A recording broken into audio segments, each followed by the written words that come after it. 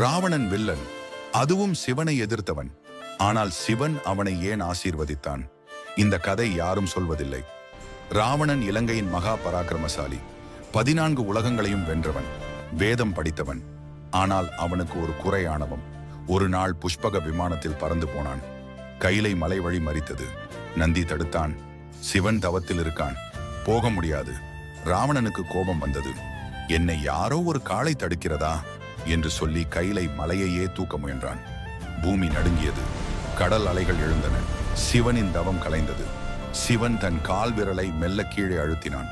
அவ்வளவுதான். கைலை மலை ராவணன் மீது விழுந்தது. ராவணன் அதன் கீழே மாட்டிக்கொண்டான். 1000 ஆண்டுகள் தண்டிக்கப்படுவான் என்று தெரிந்தது. ஆனால் ராவணன் தோற்று போகவில்லை.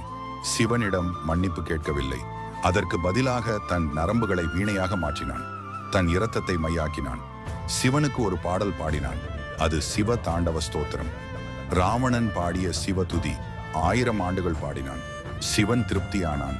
மலையை எடுத்தான். ராவணனை விடுதலை பண்ணினான். ஆசீர்வதித்தான். சந்திரஹாஸ் என்ற வாளையே பரிசாக கொடுத்தான். ராவணன் வில்லனா? ஆமா. ராவணன் ஆணவக்காரனா? ஆமா. ஆனால் ராவணன் சிவனின் மிகப்பெரிய பக்தனும். ஆமா. இதில் ஒரு ஆழமான உண்மை இருக்கிறது. சிவன் யாரை ஆசீர்வதித்தான்? திமிரை அல்ல, பக்தியை. ஆணவத்தை அல்ல, ஆர்வத்தை. தப்பு செய்தாலும் திரும்பி வர முடியும். பணிவுடன் நின்றால் சிவன் மன்னிப்பான். ராவணன் அதை நமக்கு சொல்கிறான். இந்த கதை உங்களை யோசிக்க வச்சதா? ராவணன் நல்லவனா கெட்டவனா? கமெண்டில் சொல்லுங்கள். சப்ஸ்கிரைப் பண்ணுங்கள்.